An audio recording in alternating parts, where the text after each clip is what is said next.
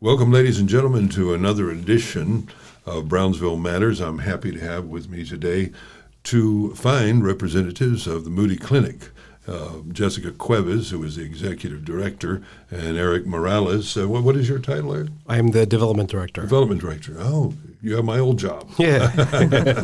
You're the director of new money. Yes. Right? Very important job. Very important job. So we're here today to talk about the mission of the Moody Clinic. In a tight number of words, Jessica, what is the mission of the Moody Clinic? So our mission is to provide speech, occupational, and physical therapy to children with special needs. And we always want to be able to do this at an affordable price for families, so it's attainable for them. Is the Moody Clinic here connected to the Moody Foundation? Everyone asks that sure they question. And we are not. They are wonderful grantors for the Moody Clinic. Okay. And back in the 70s, they provided us with a large grant to reconstruct some of our building. Mm-hmm. And so we decided to go ahead and take their name at that point. And so we became the Moody Clinic. Oh, okay. So, but still, they've been a long-term funder. Yes, they are a long-term funder. We have a wonderful relationship with the Moody Foundation out of Galveston. And the Moody Foundation is a wonderful foundation within Texas. They built a lot of fine buildings around the state for universities. Even when I went to Abilene Christian, we had a building there that was the Moody building. So they're much involved in many, many things. So we're grateful for the good work that they've done across the board in higher ed and health in general. Done a lot of good work. So one of the things I didn't realize is that I didn't realize that you're on university grounds. Is that right? No, we're not on university grounds. We are actually off on the corner of Lincoln and 22nd Street, and we've been there for ages at this point. Okay. That's why I thought that it was, because the university owns land over very close to that. So when I looked at it on the map, I said, oh, and plus I see the Moody Clinic with the UTRGV symbol on it, because I guess the affiliation for, like within, if you look at UTRGV website, there's a place where it has Moody Clinic and UTRGV connected. I'm supposed that you do work together. Probably because we take on students. They may be on a physical therapy tract or an occupational therapy tract, Okay. or one of the speech language pathology. Okay. We'll take students and we offer them observation hours, and that's probably why you see that affiliation. Okay. So you have a kind of partnership there, and that's why it's we coming definitely up. Okay, so that's where the confusion came from, because I saw it on the website, and then I saw that you're on property that's very close to property that UTRGV owns. It's actually very adjacent to what people are known or can kind of relate to the duck head. The duck head. Yeah, that the duck head is probably very common or very predominantly seen, to where you can kind of relate to where Moody Clinic is actually at. And it does look like a duck head. Yes, it actually does, yes. In the long-term plan for UTB, before we merged with Pan Am and became UTRGV, there was a development plan to that area over there. The duck head was going to be for sports facilities. And that is correct, yes. And they were going to have the Paseo go from where it is today all the way under the expressway and all the way out there. So that was part of that plan. And I don't know what the UTRGV plan is for that property, but I'm fairly certain they still own it. Yes, I'm pretty sure they still own it, yes. Maybe you should see if they want to donate it to the Moody Clinic. Donate to Moody Clinic and, actually build a facility there. Yeah. You can join in with the medical school and build a fine facility there. So you have been operating the Moody Clinic in Brownsville for how many years? So I took over as executive director in 2017, February of 2017. And you came from where? I actually came from the BISD. So I was a speech language pathologist for BISD for a couple years, and before that I used to work at Mercy Kids Rehab, which is an outpatient rehabilitation facility. It's just a for-profit. And so when I moved back home to Brownsville, I knew that the Moody Clinic was always my goal, and that was my dream job. And so when I was approached to be the executive director, I jumped at the opportunity. So you were over the moon because Hands this was down. your dream, right? It was my dream to be at the Moody Clinic. I felt very strongly about working for a nonprofit and being able to make a difference in a child's life and a family's life. And so I took that opportunity when it came up. You take children of all ages? So the population that we serve is from birth to 21 years of age. We get babies that are just discharged from the hospital home, and we'll see children all the way up till they're 21 years of age. Predominantly, we are serving the younger population. Our older population, they may have been in a car accident, there may have been a sports injury, or they may be getting ready to go to college, or they're in high school and they're having to maneuver their campus, and they need a little bit of a brush up in therapy at that point. So, yeah, that's our population that we serve. I would suppose that there are, just like with all medical things, if you get to it early, you can make a greater difference than if it is ignored, right? Early intervention is the key for these children. And so we are, I would say all therapists are firm believers in early intervention. You're going to see the most success for a patient and for that family. If we can get in there early, it makes a huge difference. Now, you were telling me before we came on the air that the premature babies are now saved earlier and earlier. Most definitely. When I started my career, full gestation for a baby is 40 weeks. Right. And so we would get a 25-weeker, and it was very rare. And if you did get a 25-weeker, there were going to be a lot of complications. And now we are seeing our numbers are just, our physicians have been able to do amazing things, and there's just advancements, in medicine all the time. It's astonishing that they can work on the little hearts. Exactly. And so these babies are surviving at a much greater rate than they did at the beginning of my career. And do you have these babies at the Moody Clinic? We do have these babies. And so they're going to come into our team. They're referred to a couple of different places. Typically down here, they'll come out of the hospital, and the NICU will end up referring them to us, and they refer to ECI and typically Driscoll High-Risk Clinic. But for us, our whole team will try to get on to work with the patient. And so our speech language pathologists work on feeding with these patients and coordinating that suck, swallow, breathe pattern for them. Our occupational therapists are on board, as are our physical therapists. And so what we see a lot of times is these parents are exhausted. Their babies have been in the hospital for months. And, they have been taught, how do you save your baby's life? How do you make sure that their oxygen levels are okay? And they just need a breather sometimes. And so they come to the clinic and we say, all right, we've got you. I'm going to teach you everything that nurse actually taught you in the hospital, but you just forgot because you were worried and focused on something else. And so we're really excited to be able to bring this to our community.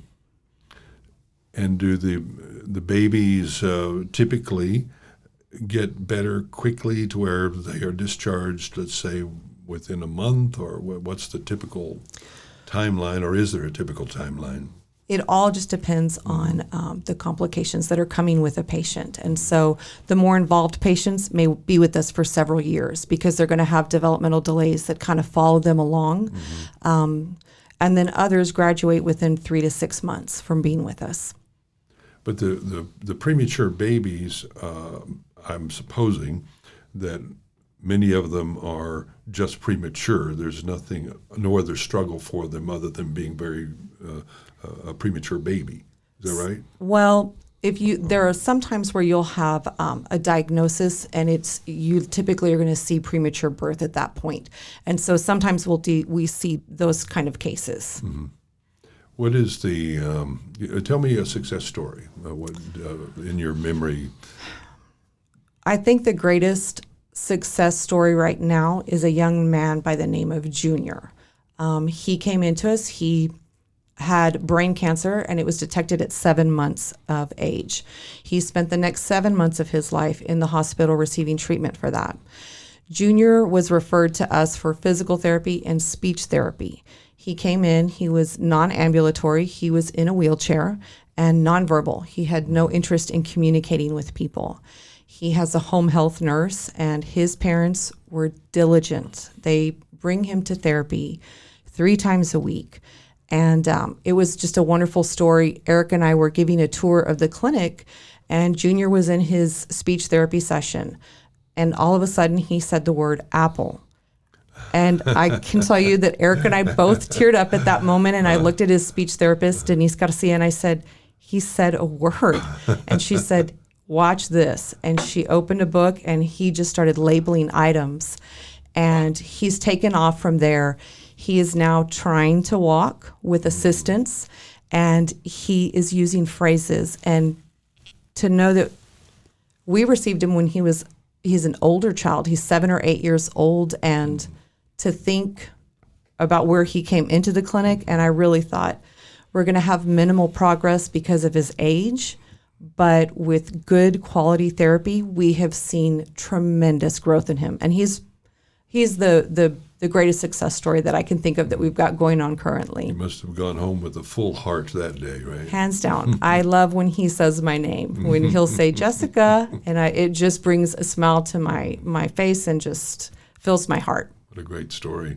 It reminds me that with some frequency I run into young parents who will say to me, we have a 2-year-old, almost 3, and they're not talking. Mm-hmm. And they say, shouldn't they be talking? And I said, I really don't know.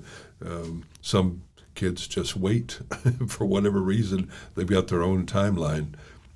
But how do you respond to that when someone says they're 3 years old and they haven't talked yet? I think I would probably have a very different response Really? than you. Okay. There are definitely norms that we follow. The child must be saying so many words by a certain age. Mm-hmm. And so I'd like to see some words at 1 year age.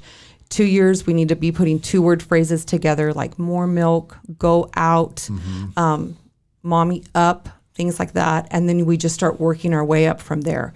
And so if I don't have some words by that first year and a half, or like we go back to it, early intervention is going to be the best case for that child. The children who are delayed for whatever reason can be encouraged. You know how to get them to talk. Well, that's always your goal. Uh-huh. And so there's definitely strategies, techniques that we're taught in school to be able to get these children to talk. But then there's going to be children who will never talk. And how do we interpret their communication, teach their parents to interpret their forms of communication, and how do we help that child just have the most full life that they can? If they're not talking, is that generally physiological or is it psychological? So we've got a couple of different things. You know, it may be there's a structure abnormality that is not allowing them to talk. And then, you know, it could be the brain sending the wrong signal to your articulators or your tongue, your lips. That is a diagnosis. And then sometimes a child just is never going to talk, possibly because of intellectual disability. Okay. Well, I guess I'll have to change what I tell people. So you need to go to the Moody Clinic, and you need to, I'll tell them to send them to you. I think that in my own case, I had one of my boys was a little bit late. I think it's you don't really know. You can look it up and stuff, but my sense was it seemed late because he was maybe approaching 2 and hadn't talked much, had said a few things. And so I was kind of concerned about him, but he finally blossomed on his own and all was well. But I think sometimes maybe when they have an older sibling in the house, that sibling does the talking for them. A lot of times that's the case. We'll tell parents, you know, this is your 3rd baby, and we have 2 older siblings that are talking for the baby. You all are phenomenal parents at this point. You're just going to have to take a step back. The older kids cannot, you know, if they ask for juice, you can't be giving the baby juice. The baby's going to have to ask for juice too. And so sometimes it's just teaching the parents and the family just a different way of interacting. There's an old story I heard about a mother who's real worried about her child. He was about 3 years old and hadn't talked, but the doctor said he can talk. He's just not wanting to. And so one day he's eating his oatmeal and he looks up at his mom and he says, "This damn oatmeal is cold." And she says, he talked. Why have you waited so long? And he said, well, up till now, everything's been okay. So I think at least in some cases, it's that people are talking for them or they just simply don't have anything to say yet. But it certainly worries the parents. Most definitely.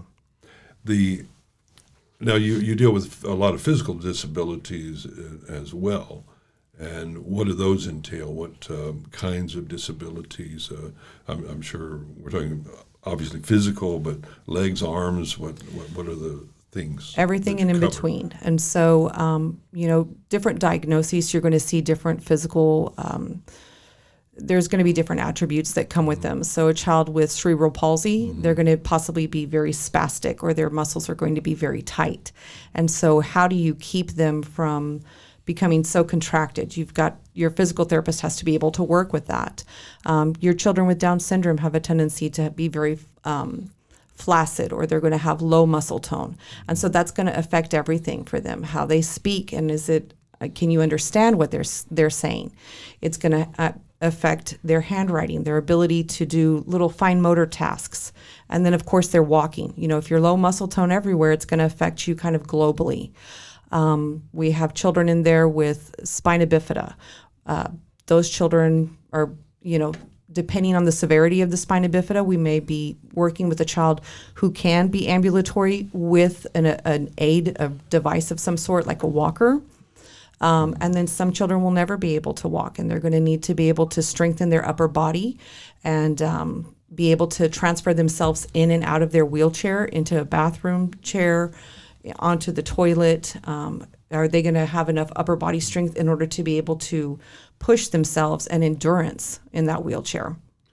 Do you have a gym? We have a lot of gyms at the clinic. We have one big physical therapy gym, and there's all sorts of equipment in there. And from treadmills with special lifts to get a child who's cannot use their legs, so they're safely up out of their wheelchair and they're walking on the treadmill. The physical therapist is typically guiding that movement for them. We have standers, we have stairs, that we're trying to teach children to be able to do. Then we have a huge sensory gym, and that sensory gym is just, we had a physical therapist who used to say, a child's occupation is to play, and that is how they're going to learn best. And it really rings true. Yeah. And if you open any cabinet, if you go into any room at the clinic, there are a ton of toys, and it's very engaging for our patients. And so our big sensory gym has a ton of different swings. Some of the swings are going to spin, some are going to go side to side, and whatever that child's sensory needs are that day, we can meet that. We have a zip line in there, and we put a swing on the... You have a zip line? We do, and so our swing will sit on the zip line, and it has a rope, and the child is going to pull themselves with their upper body to get to the end of that. And that is so cool. Yeah, it really is. Our sensory gym is amazing. We have a rock wall in there, and so it has to be fun for the kids. With children with cerebral palsy, where their muscles will tend to contract, and I suppose you just do exercises to stretch. Most definitely, you do some stretching, and a big component is parent involvement. Because, you come to therapy 2 times a week, but what happens the rest of those days? And so parents really need to be in those sessions and learning how to incorporate those skills in their daily life. And so the parents are a huge component for us. Do you know anything about the history of helping kids like this, say, 200 years ago? How did they deal with cerebral palsy and these sorts of illnesses? Were they just shunned, pushed aside, ignored, or parents did the best they could under the circumstances? Do you know? I don't have any, information on historical knowledge of that. I can tell you that I've seen big shifts within our school districts, and just in society as general. Our children with special needs are being included in more ways. Do we still have some ground to make up with that? Most definitely. But I can tell you that, again, we're making steps in the right direction to make sure that our children are included and accepted in all walks of life. I had a student of mine the other day give me a very heartwarming story where she said that she worked at BISD, and she worked with one specific child who had some disadvantages, physical, and was otherwise fine, good mind, but had physical limitations. And she said that when people went to PE, so to speak, he would be left there, and he would And she would stay with him. And I said, how do the other kids treat him? And she said, oh, they love him. She said they beg to stay and play with him while others go to PE. She said he's very popular in the class and they love him. And that felt so good because even when I was a kid, they were isolated. And it hurt them long term because the rest of us weren't taught to embrace them as real human beings. They were just over there, separate.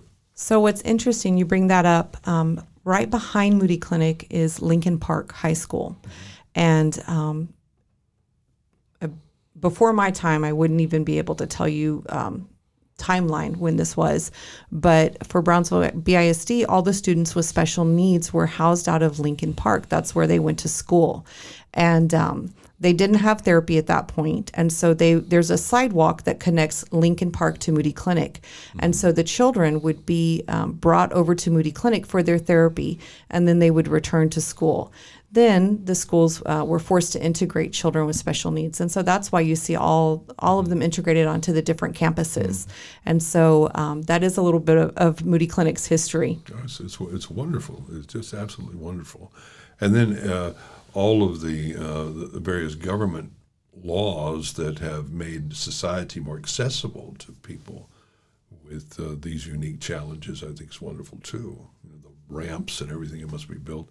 If you go to another developing country where none of this exists, it really hits you hard that, oh my, they don't have any ramps, they don't have any sidewalks. The challenges are far, far greater. So I give kudos to us as a society for slowly making these adjustments. Most definitely. We've got some ways to go, but we are, I think, far ahead. What would you like to see in your one thing I always like to do on this program is I give you $50 million. What do you want to do with it? Well, if you gave me $50 million, that's actually what we're trying to look for right now, Eric and myself. Not 50, but one of our biggest headaches at night is our waiting list. And so we have about 250 patients waiting to get into Moody Clinic. And that is heartbreaking to me. Eric came on board November of last year, and he said, this isn't right. We need to figure this out. I'd kind of become numb to the waiting list because it's always been around at Moody Clinic. And so we have risen to the challenge, and we have an expansion plan for us. We really feel like we've curated a very specialized team of therapists at Moody Clinic. And not only our therapists, but our front office staff too has amazing reputations. And parents are wanting to get into Moody Clinic. They know that our therapists, we truly believe in investing in our staff members. And if they want a training, go for it. Let's try to figure out how we're going to get that paid for, because I can only have a strong clinic if I have strong staff members. And so we have become very popular, and it's caused a little bit of a problem on our wait list. And so we are really wanting to tackle that and be able to take on more children. And so the problem is that at the end of every day, we're a nonprofit. I run 3 amazing financial assistance programs. So I have to be in a balance of how many children can we assist financially, and then how many are we going to be able to recoup some funds for the therapy services we're providing. So we have to be in a balance at all times. And so that's always the challenge, but we are really going up for an expansion plan at this point. We want to be able to hire, 4 more therapists and 2 more front office staff members, and then just kind of get us fully staffed to where we need to be. We really did a lot of research, and we looked at our footprint of our building and what we could handle there. And then we started talking to a local foundation, and then also physicians in our area, and asking, this is our idea. Is this really what you are seeing as a need as well? Because we want to be meeting the needs of our community. And the other component that we were really excited about too, just because we have seen this time and time again, is bringing in a support group for parents. And so we've been talking with a psychologist, Dr. Ilana Albanese, and she has been instrumental in trying to help us get these support groups going and really starting to tackle some of the mental health issues that these parents are coming to us with. Some of them are exhausted. They their child has been in the hospital for months and months on end, and they just need somebody to listen to them too. And then a component that I never thought of was the siblings. We have children who, their brother or sister is in therapy for an hour and a half every other day, Monday, Wednesday, or Tuesday, Thursday, and little sister and big sister are right along there with them, and they're playing in our courtyard or doing homework. And it doesn't just affect the mom and dad, it affects the siblings too. And how do we make sure that they're okay and they understand that everything that will end up happening for their siblings? So you kind of need a study hall for them so the siblings can be productive with their time. I'm sure the siblings are often quite helpful to the therapy at home, aren't they? Hands down. And so I used to be a practicing speech therapist or speech pathologist for the clinic. I only have one patient at this time, but if I had an interested sibling, then I would bring them back with me because they can be some of your best teachers. That's good. That's good to know. If I was going to ask you how you, if you have a child that you feel needs the Moody Clinic, I was going to ask you about what's the process. But you have this waiting list. So given that you have this waiting list, what do I do? You get on that waiting list is what I always tell parents. So what's unique about Moody Clinic is at the end of every day, we are a true medical facility. And so we have to abide by the same rules that any for-profit outpatient rehabilitation clinic follows. We've got to follow those as well. And so I always tell parents, if you want on our wait list, you need to go to your physician, let them know, and they'll send us a referral. I put them on our wait list as they come in, and then we start taking children off the wait list once we have spots open. But I always tell everybody, get on our wait list. In the meantime, go seek services elsewhere. And I will always tell a family when we call them and tell them, okay, we're ready to pull you off the wait list. And if they say, we're at another clinic, wonderful. If you are happy, stay there. We don't want to take anybody, we don't want to take a patient from a situation or a clinic that they're thriving in. They have bonded with their therapist. Sure. But, if the parents are looking for something a little different, then we'll bring them on. You take Medicaid or Medicare, anything like that? We work with everything. So we children have Medicaid. And so we're going to work with all the different Medicaid companies. And then we're also going to work with all of your commercial insurance, Blue Cross Blue Shield, Aetna, United, all of those we're going to try to become in network with. And then the other thing is we're going to work with children who have no insurance whatsoever. And that, those children really start to fall into our 3 different programs. And so we have a sliding scale program, and that is truly based on federal poverty guidelines that come out annually. And so we'll look at a family's income and then how many how many individuals are living in that household.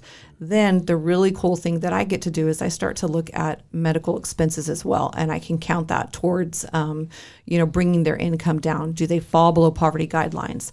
Those families who qualify on our sliding scale are going to pay $35 or $45 for the entire week. They're not going to pay $35 a day, $45 a day.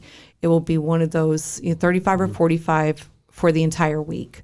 And that's where our donations, our grants, our fundraisers, all of that funds those programs. The next program. Do you get any funding from like National Institutes of Health, or you get any? Who are your primary funders? Let me go, Eric. This is your area. So our primary funders right now are the Valley Baptist Legacy Foundation. Of course, you mentioned the Moody Foundation as well, and then just local grants. Unfortunately, we don't live in an area where we're fully surrounded by foundations.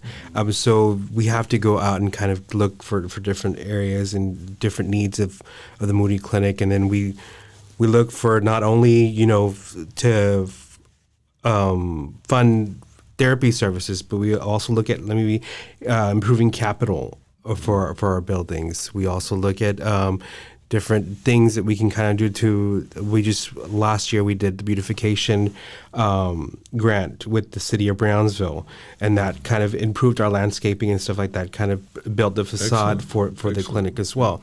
So different ways of capturing funding. That's what we're out there for. And like we mentioned before, it was really building the expansion plan, because we really want to tackle on that wait list at this moment. It's really concerning that we want to go ahead and build a clinic where, and one of the things too, we just came back actually from a conference and realized that our clinic is an actual gem to Brownsville.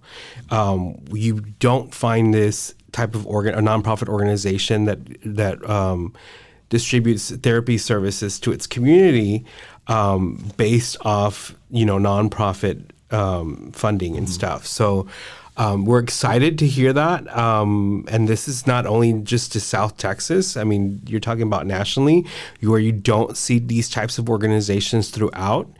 And you're amongst a bunch of colleagues that are out there fundraising for different things, and kind of you introduce yourself, and it's very unique to them to kind of hear of your organization, that they're intrigued to find out more information and how we facilitate in our community. And that's when you really find out that we really truly have something unique here in Brownsville. And I'm sure you're a fully bilingual facility, right? Yes, absolutely. So you do pathology in Spanish as well as speech pathology. Yes, you've got to treat in the child's native language. And by the way, is that an old term now, speech pathology? That's still good? It's still good. All right. Things change so rapidly sometimes, you have to check. So what are your irons in the fire in terms of fundraising? Do you have anything out there that's a big hope, like with, I don't know, the Houston Endowment or Meadows or any of the large foundations? You got any irons in the fire? Right now, we're really focused on, and they've been a contributor to the clinic and Saving Graces, also because they've funded us continuously, and it's through the Valley Baptist Legacy Foundation. That's great. And that's something that we've been able to kind of have constant communication with them and express our needs. And they've obviously see the same thing. They see the need for us to be able to serve our community the way we do. And so we've headed a roundtable, like Jessica had mentioned, with different people from the community, from doctors to other individuals that kind of do the same thing, just to kind of see what our need is. And so they've been able to really be there and support us throughout. Our problem here in the Valley is that compared to Houston and Dallas, for instance, where the philanthropy in Houston is broad and deep, and our situation here is philanthropy is narrow and shallow. Correct. We have a very few number of foundations and individuals who are capable of giving, and their capacity is deep for us, but compared to philanthropy around the state, it's really fairly shallow. And that's why they're more vital here than ever, because they are our primary sources. And so we're very, very grateful, naturally, for all that they've done and all that they've given.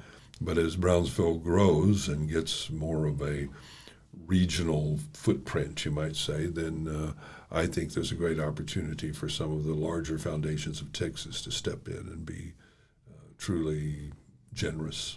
Absolutely. And our biggest target right now is really building advocacy. Mm-hmm. The need in our community is great. So we want to continue being able to serve. I came on just a year ago, and I did not know of the Moody Clinic. And of course, I didn't know of it because I was very fortunate enough not to need the services of Moody Clinic. And so how do we get other people to kind of know know about the clinic, know the needs in our community without really needing the services. And so that's something that we're really working towards and really putting our footprint out. We are out in the community, really trying to meet Like different doing this. individuals. Yeah, like doing this. This is something that will be beneficial for us, and it continues to. As we continue to do this, we continue to see the growth. In my old job as vice president for advancement at UTB, one of the things that was frustrating for me is that I would see that there would be a wealthy person, not from here, but a wealthy person in the United States who would give $100 million to Harvard. And I would think, Harvard has plenty of money. They've got the largest endowment in the United States and the world. Correct. I mean, their endowment has more money than the country of Peru, literally. Yes. Gosh. And I said, I don't understand why people do that. They could give $100 million to UTRGV and change the world, for us. That's just huge. And yet the money piles up where the money is already piled up. That's what's seemingly unfortunate sometimes. We need a better distribution of philanthropy is what we would like to see, but it's a hard battle to fight because there's a certain prestige. I gave $100 million to Harvard, and I have 2 chairs, professorial chairs at Harvard, so it's bragging rights within the elite. Yes, that's correct. So that's why it's a tough battle for someone in your position and working in development to get those individuals to see that the greater good. In fact, one of the things I commend Bill Gates for is that he said, okay, I'm going to start this huge foundation. I'm going to put $25 billion into it. Where can I do the greatest good? Where can I save the most lives? And he said, Africa. I'm going to go to Africa. I'm going to work on vaccines because that's where I get the greatest bang for my buck in saving lives. And so I think that's what ultimately you look for is that individual, that philanthropist who thinks in those terms. Where can I do the greatest good? It's funny you mentioned that because like I mentioned before, we just came from a national conference, and you see organizations that are represented there that serve the Africa, and so you can see where as a philanthropist, you get your biggest bang for your buck. I actually previously come from a world of Girl Scouts. So Girl Scouts already has an established brand nationally. Yeah. So it's very easy for cookies. Yes, and great cookies, absolutely.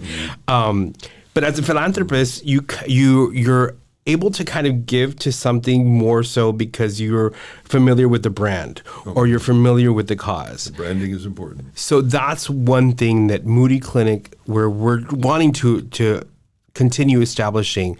We're known, from various individuals and stuff like that, but we want to continue growing, especially with the younger generation. Sure. We want to build that rapport. You need to be on TikTok.